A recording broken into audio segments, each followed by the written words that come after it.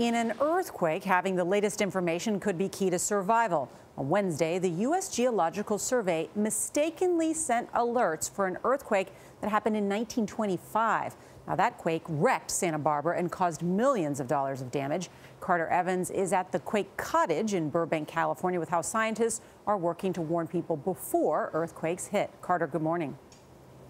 Good morning. This is a state-of-the-art earthquake simulator, and the beauty of it is we know exactly when the shaking is going to start. But what if you got a warning before the real thing? Well, that does actually exist. It's called ShakeAlert. It was set to roll out next year, but now budget cuts could put all of that in jeopardy. In an earthquake zone, every second counts. Early warning systems are already operational in Mexico and Japan. Prior to a massive 9.0 quake in 2011, people in Tokyo got a quake warning of more than 60 seconds. Now the Los Angeles rail system is literally on track with its own early warning program. All train operators are to stop your train at the next station and hold.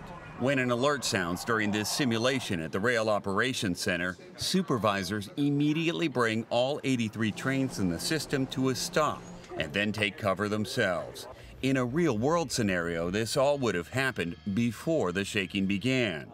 Josh Bashiom is founder of Early Warning Labs, one of just a few companies approved by the U.S. government to send out advanced earthquake alerts. Today they got a 30-second warning. That doesn't seem like much time. It doesn't, right? But when it takes about 12 seconds to stop a commuter train, or about 10 seconds to take an elevator to the closest floor, or even just 3 seconds to get underneath a desk, you can save a lot of lives.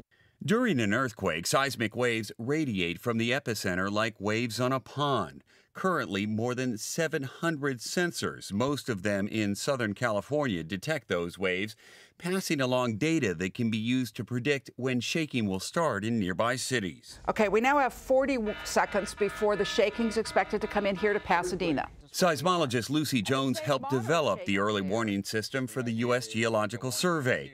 It still needs nearly 1,000 more seismic sensors across the West, but that plan is now in jeopardy.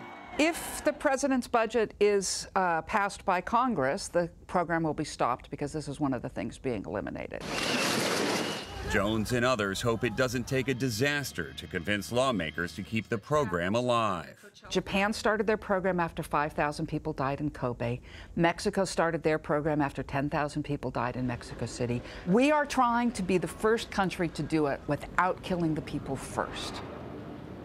Now, if the budget is cut, that means large parts of Northern California, Oregon, and Washington, where the sensors still need to be installed, will not get an early warning. The ultimate goal, David, is to make sure that warning gets out to everyone's cell phone before the quake hits. Carter, thanks so much.